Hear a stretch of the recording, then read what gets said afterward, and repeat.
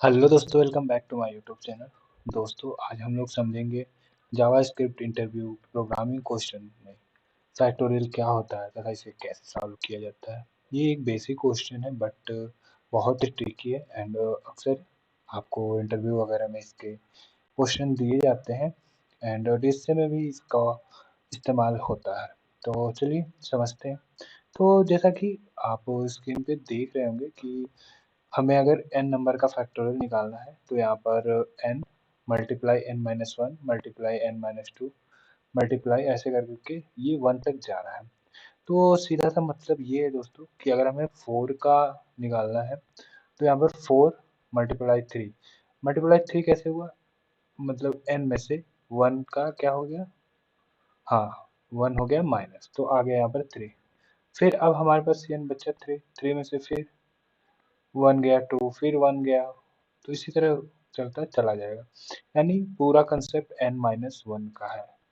और दूसरी बात ये है कि n माइनस वन करने के बाद हम लोग क्या करते रहना है, मल्टीप्लाई करते रहना है एंड फाइनली जो भी आंसर मिलेगा। तो इस तरह 4 का 24 आया है एंड 6 का 720 आया है। तो ये है सीधा सा फैक्टोरियल कंसेप्ट। इसको हम लोग दो तरीके से देखेंगे। पहला हम लोग देखेंगे लूप के थ्रू एंड दूसरा हम लोग रिकर्जन के थ्रू, दोनों देखेंगे और दोनों आप लोगों को आई होप समझ में आए। तो चलिए चलते हैं कोडिंग वाले पार्ट पे और देखते हैं पहले लूप से। तो मैं क्या करता हूँ, program to find the factorial number using loop. तो ये हमारा है। तो पहले लूप वाला हम समझते हैं एंड देन उसके बाद हम लोग समझेंगे नीचे जो हमारा है रिकर्जन वाला। रिकर्जन वाले को मैंने एकदम एक एक पार्ट को तोड़ के बताया है। तोड़ के कहें तो एक एक पार्ट को एकदम बिखेर के बताया है ताकि आप लोगों को अच्छे से समझ में आए। तो मैं अभी फ़िलहाल के लिए इसे करता हूँ कमेंट। ये कमेंट नहीं हो रहा है। ओके, अब वर्क कर रहा है। दोस्तों थोड़ी सी ग्लिच आ गई थी। अनचेक, ओके अब वर्क कर रहा है। ओके दोस्तों, तो सबसे पहले हम लोग लूप से समझते हैं। इसको मैं कर रहा हूँ कमेंट। तो पहले में क्या है, एक इनपुट लेना है, take input from the user, यानी जो भी यूजर होगा वो इनपुट देगा। यहाँ पे एक नंबर नाम का वेरिएबल बनाएंगे एंड पार्स इंट रखेंगे और प्रॉम्प्ट रखेंगे ताकि हमें क्या मिले, पॉजिटिव वैल्यू मिले यानी इंटीजर वैल्यू मिले। ये नहीं कि -1 -0 0.2 ये सब इस्तेमाल करें, ये सब यहाँ पर ना हो। अगर ये सब आप डालते हैं तब भी वो क्या कर देगा, सिंपल सा पॉजिटिव इंटीजर में कन्वर्ट करेगा।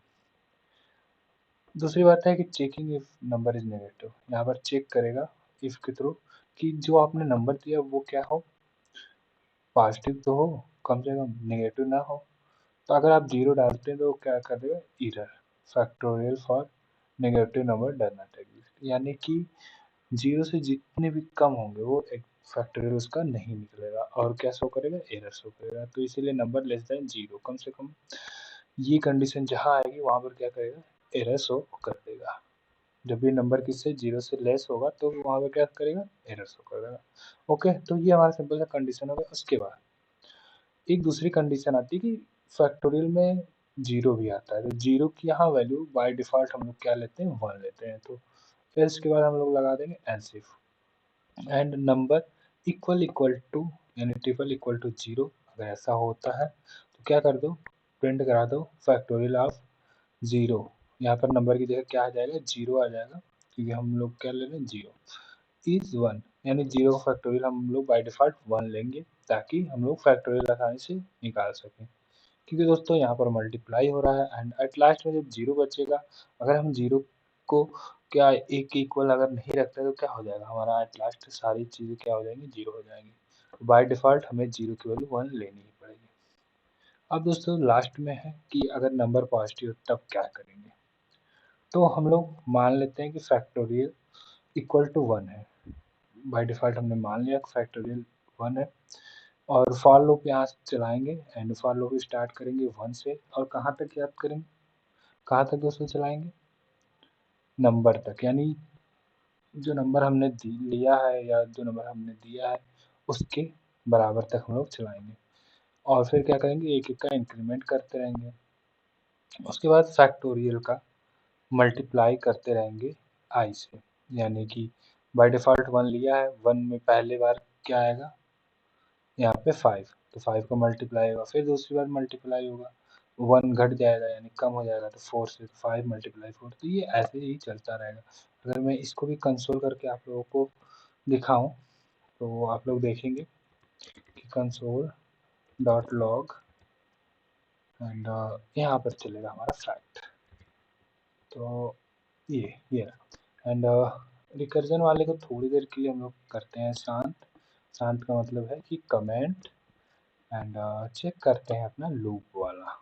तो ये लूप वाला हमारा है, आई होप आपको समझ में आया होगा। एंड डॉक्यूमेंट में चलते हैं, इंस्पेक्ट करते हैं, इंस्पेक्ट के बाद हम लोग चलेंगे कंसोल में एंड कंसोल में चेक करेंगे कि हमारा आ रहा है कि नहीं।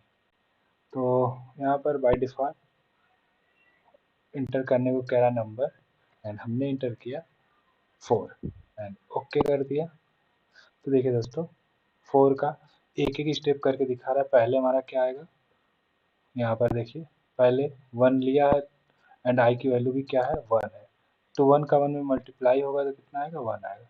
फिर दूसरा ये 2 हो जाएगा, 2 का 1 में मल्टीप्लाई होगा तो 2 हो जाएगा। ऐसे ही करते करते हमारा सिंपल सा बढ़ेगा। फिर 2 का 3 में मल्टीप्लाई 6, 6 का 4 में मल्टीप्लाई 24, तो फैक्टोरियल ऑफ 4 हमारा कितना मिलेगा 24।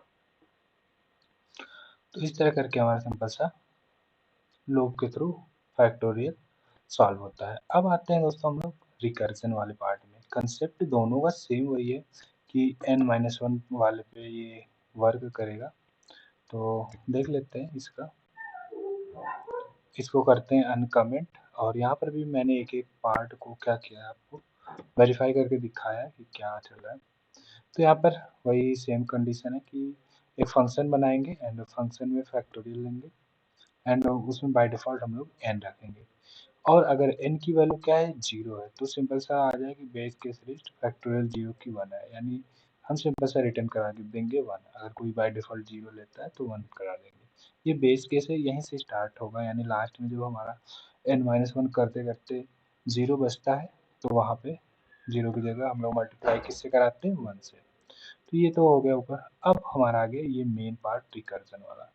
ये तो फैक्टोरियल कैलकुलेट करके दिखाया कि क्या है, ये ऑप्शनल है। ये जितने भी कंसोल है, ये नीचे वाला एंड ये वाला, ये दोनों ऑप्शनल है। ये मैं आप लोगों को आंसर दिखाने के लिए किया हूँ।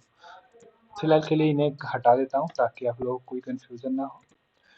तो यहाँ पर एक रिजल्ट नाम का हम लोग बनाते हैं क्या, वेरिएबल, एंड उसमें n, फिर फैक्टोरियल, फिर क्या करेंगे n-1, यानी कि बाय डिफ़ॉल्ट अगर हम 5 लेते हैं तो ये 5 -1, यहाँ पे 5 होगा, 5 का मल्टीप्लाई होगा 4 में, फिर उसके बाद ये रिटर्न कर देगा रिजल्ट को, फिर ये ऊपर जाएगा एंड फिर ये फंक्शन चलेगा। फिर अब n की वैल्यू हमारे पास बची 4, तो 4 -1, फिर क्या हो जाएगा 3।